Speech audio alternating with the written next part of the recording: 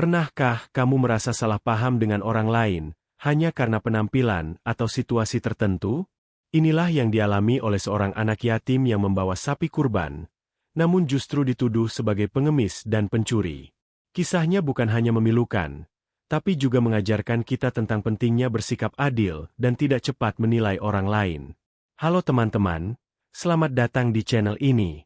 Pada video kali ini, kita akan berbagi cerita yang sangat menyentuh hati. Ini adalah kisah seorang anak yatim yang dituduh sebagai pengemis dan pencuri, hanya karena membawa sapi kurban. Cerita ini bukan hanya mengundang empati, tapi juga memberikan pelajaran berharga bagi kita semua. Jangan lupa untuk like dan subscribe, agar kamu tidak ketinggalan kisah-kisah inspiratif lainnya. Rico adalah seorang anak yatim yang tinggal di sebuah desa kecil di pinggiran kota. Sejak kecil, ia telah menghadapi banyak tantangan yang membuat hidupnya jauh dari kata mudah. Ayahnya, seorang petani sederhana, meninggal dunia akibat sakit yang dideritanya beberapa bulan yang lalu. Kehilangan ini bukan hanya meninggalkan lubang besar di hati Rico, tetapi juga membuat kondisi keluarganya semakin sulit. Sebelum ayahnya meninggal, Rico dan ibunya hidup dengan cukup sederhana, namun mereka selalu merasa cukup.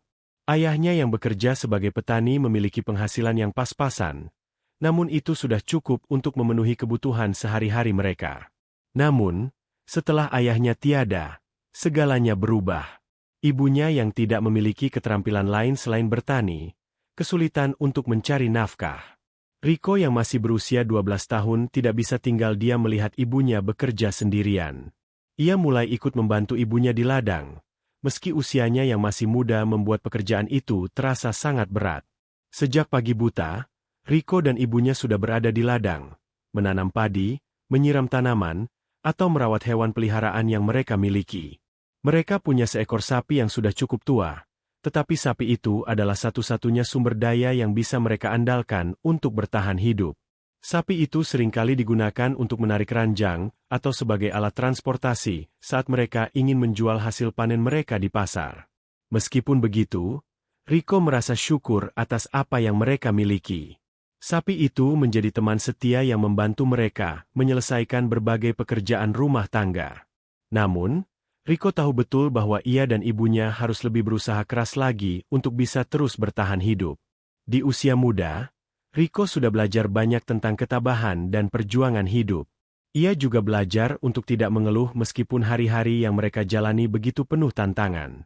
Ketika ayahnya meninggal, banyak orang yang datang untuk memberikan dukungan moral, tetapi tidak ada yang benar-benar bisa membantu mereka dalam hal kebutuhan sehari-hari. Meski ada beberapa bantuan yang diberikan oleh tetangga sekitar, Rico merasa bahwa bantuan itu tidak akan cukup dalam jangka panjang. Bulan demi bulan berlalu, dan kehidupan mereka pun semakin sulit. Rico tidak bisa hanya mengandalkan ladang atau sapi untuk memenuhi kebutuhan hidupnya. Ia mulai melakukan pekerjaan serabutan, seperti membantu tetangga membersihkan halaman rumah, atau mencari kayu bakar di hutan untuk dijual. Semua penghasilan itu dikumpulkan untuk membeli makanan dan kebutuhan sehari-hari. Namun, tak jarang mereka harus makan dengan apa adanya. Kadang nasi dengan garam atau sayur yang dimasak dari daun-daun liar yang tumbuh di sekitar ladang. Meski hidup serba kekurangan, Rico selalu berusaha tetap optimis. Ia tahu, meskipun dunia ini penuh dengan ketidakpastian, ia harus terus berjuang untuk masa depan yang lebih baik. Di tengah kesulitan itu, datanglah hari yang sangat dinanti-nantikan oleh umat Muslim di seluruh dunia, Hari Raya Idul Adha. Hari raya ini tidak hanya membawa kegembiraan, tetapi juga kesempatan untuk berbagi kepada sesama melalui kurban.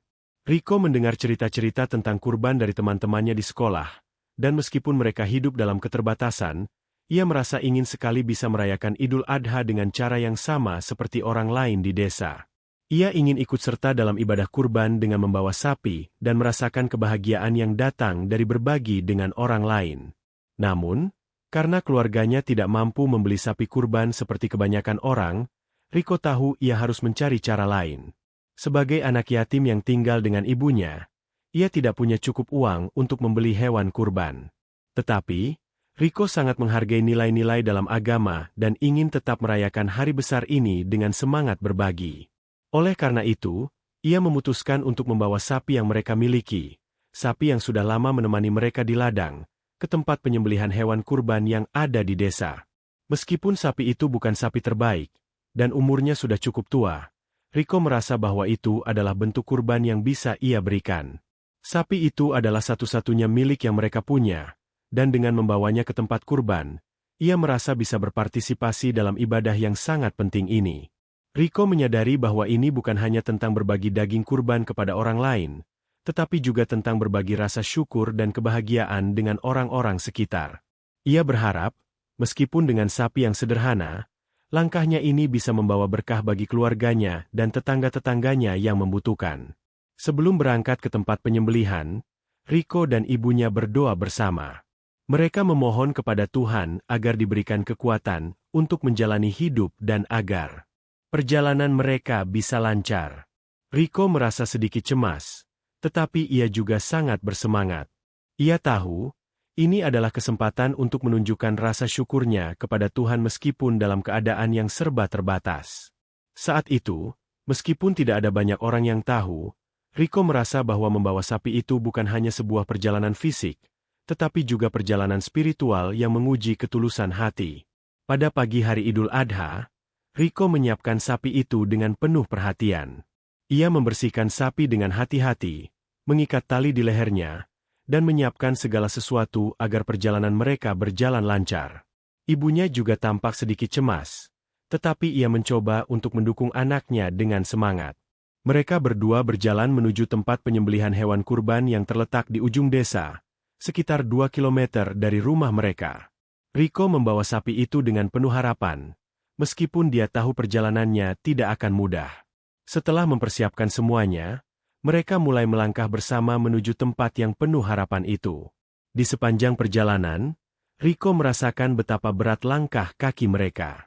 Namun, ada sesuatu yang lebih berat daripada sekadar jarak fisik yang mereka tempuh, adalah perasaan cemas dan khawatir tentang bagaimana orang-orang akan menerima kehadiran mereka.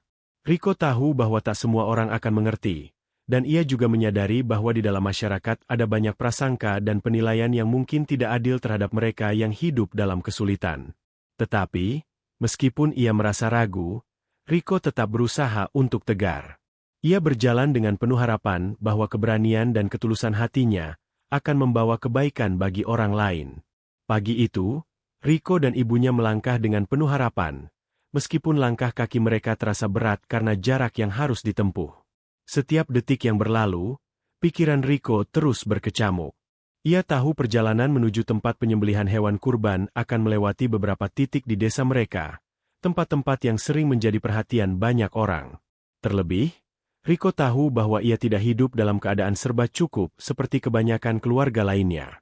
Di matanya, masyarakat sekitar seringkali melihat orang-orang yang tidak memiliki banyak harta dengan cara yang berbeda.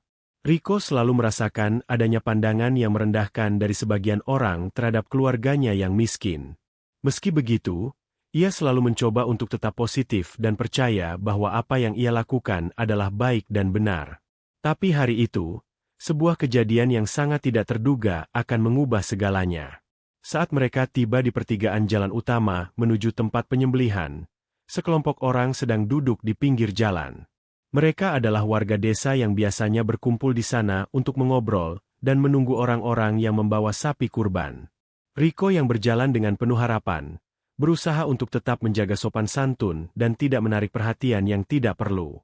Ibunya berjalan di belakangnya, dengan langkah yang sedikit lebih lambat, karena harus membawa keranjang yang berisi makanan untuk mereka makan nanti.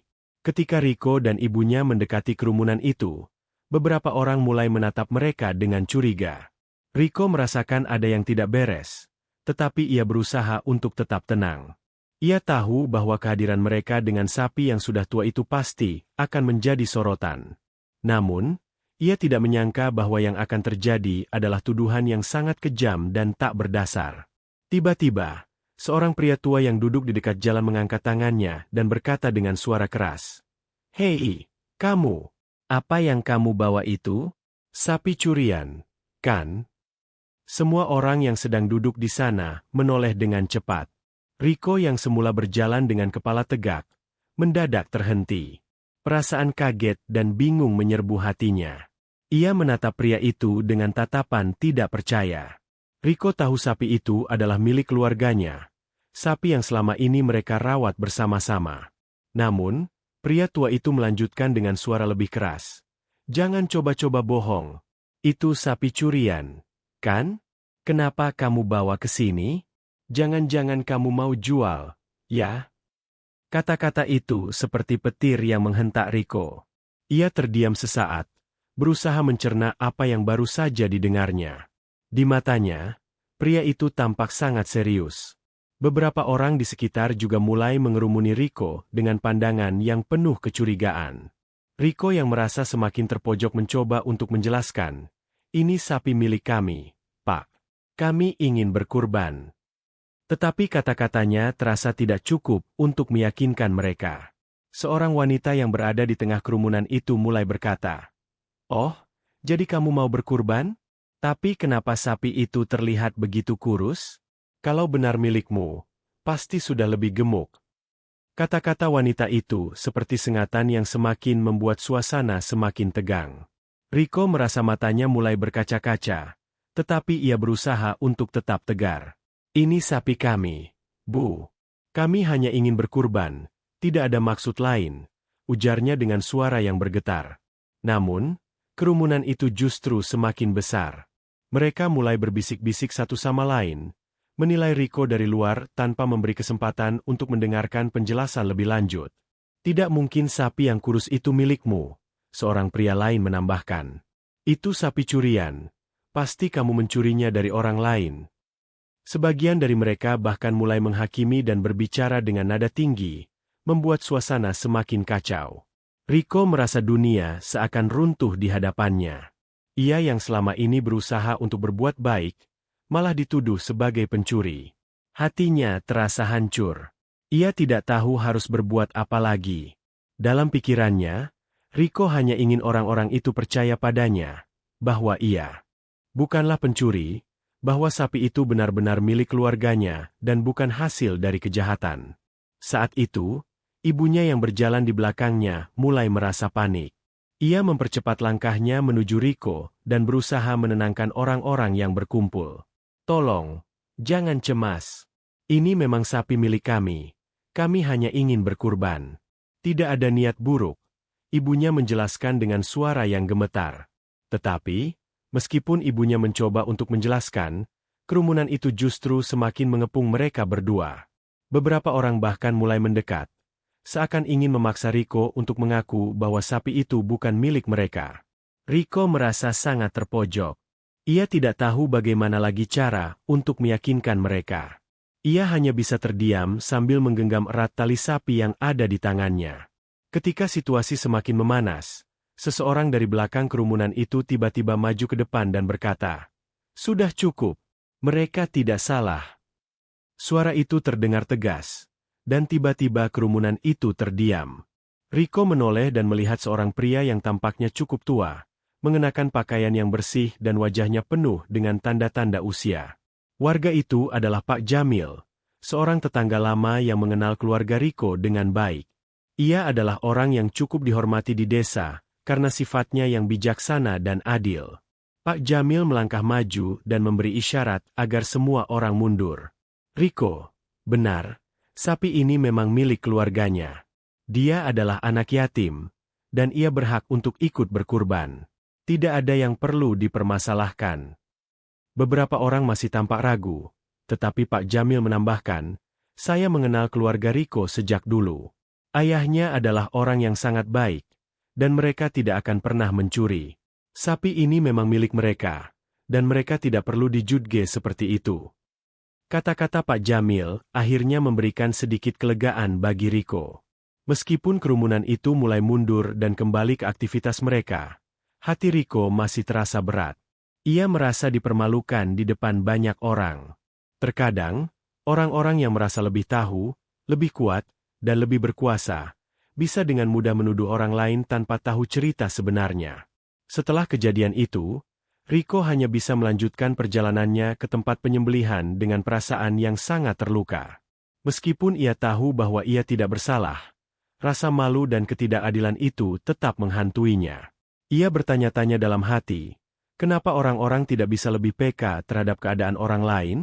Mengapa mereka harus cepat menilai dan menghakimi tanpa mengetahui cerita sebenarnya? Saat sampai di tempat penyembelihan hewan, Rico merasa lega meskipun hatinya masih penuh dengan perasaan yang bercampur aduk. Ia melihat beberapa orang sudah mulai mengumpulkan sapi kurban mereka, dan meskipun ia merasa cemas, ia tetap berusaha untuk menahan air matanya. Ibunya yang tampak lebih tenang dari sebelumnya, membantunya untuk membawa sapi itu ke tempat yang sudah disiapkan. Meskipun kerumunan tadi sempat membuat mereka terpuruk, mereka tahu bahwa apa yang mereka lakukan adalah benar. Mereka ingin ikut serta dalam tradisi berkurban, bukan untuk mendapatkan pengakuan, tetapi untuk berbagi kebahagiaan dengan sesama. Setelah sapi mereka diurus, Rico berdiri sejenak dan menatap langit. Ia merasa sedikit lebih tenang. Hari itu, meskipun penuh dengan cobaan dan rasa sakit, ia merasa bahwa ia telah melakukan sesuatu yang baik. Ia berharap bahwa, dengan berkurban, ia bisa menyampaikan pesan tentang pentingnya berbagi dan tentang bagaimana hidup ini harus dilalui dengan niat yang baik. Sebuah niat yang terkadang tidak bisa dipahami oleh mereka yang tidak mengerti. Rico berjalan pelan menuju area penyembelihan setelah kejadian yang menimpanya di jalan tadi.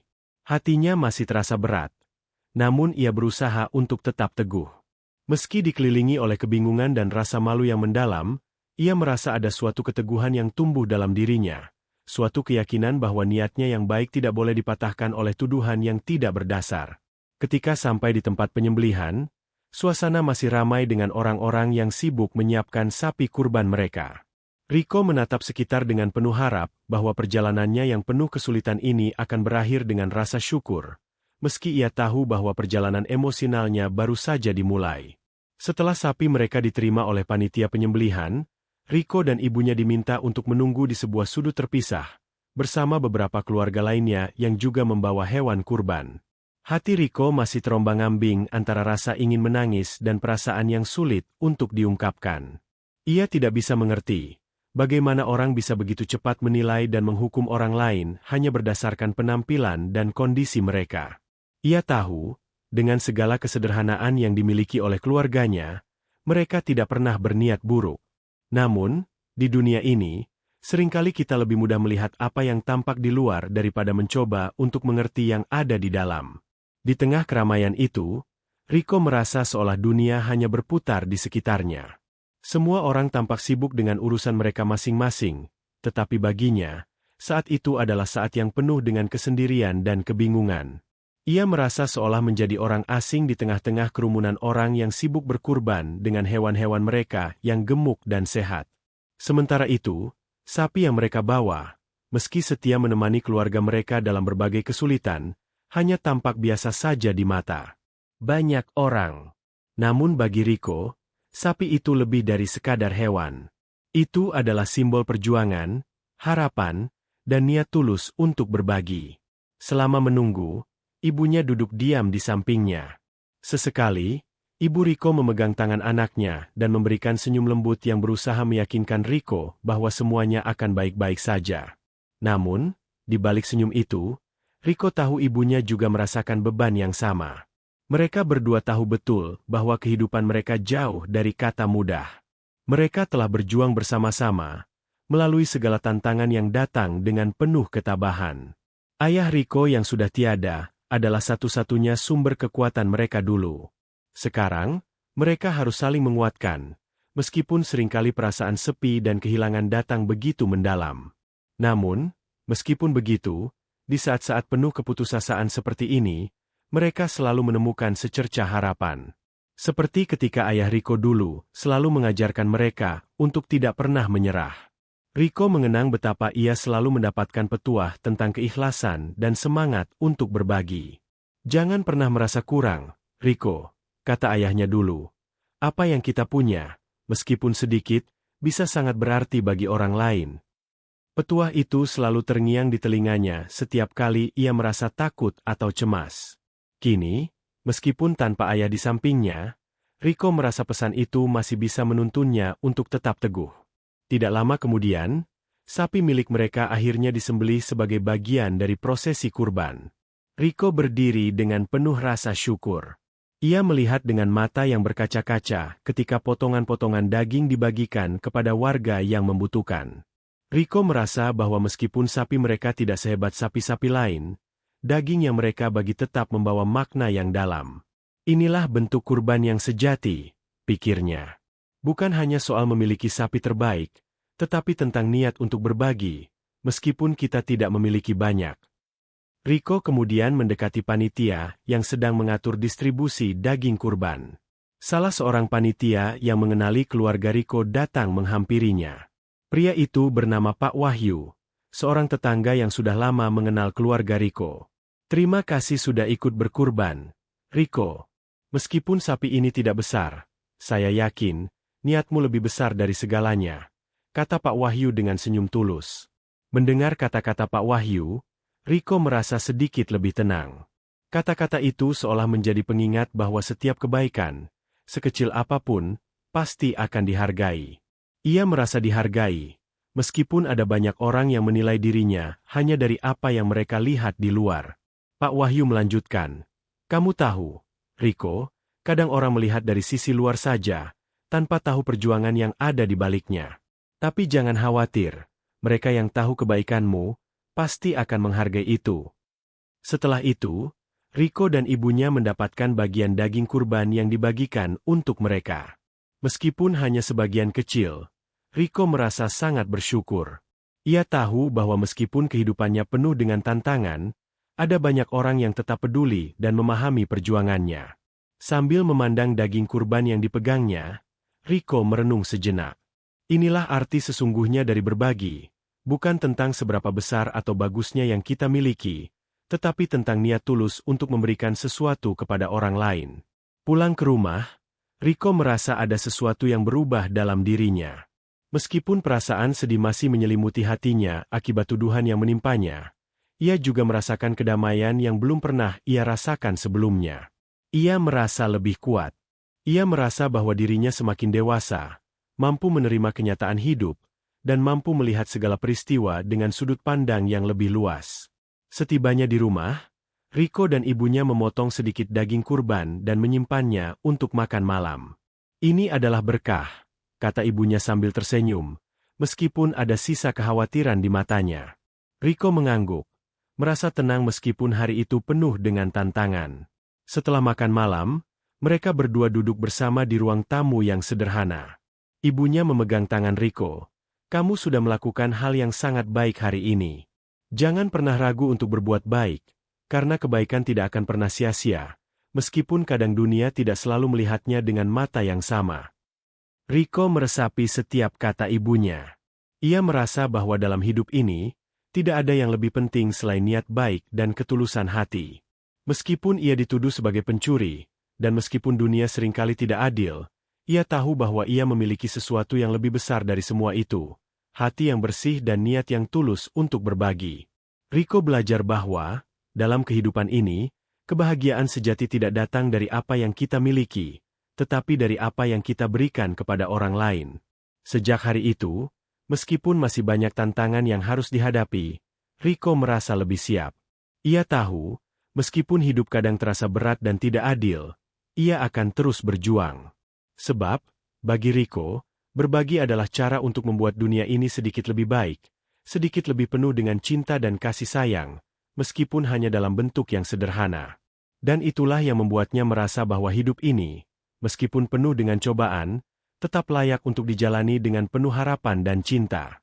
Kisah ini mengingatkan kita untuk selalu berhati-hati dalam menilai seseorang. Jangan pernah menilai orang hanya dari penampilan atau situasi yang kita lihat sepintas. Setiap orang memiliki kisah dan perjuangan mereka sendiri yang mungkin tidak kita ketahui. Semoga kisah Rico ini bisa membuka mata kita tentang pentingnya empati dan keadilan. Jangan lupa untuk share video ini, agar semakin banyak orang yang bisa belajar dari kisah haru ini. Sampai jumpa di video selanjutnya. Ya.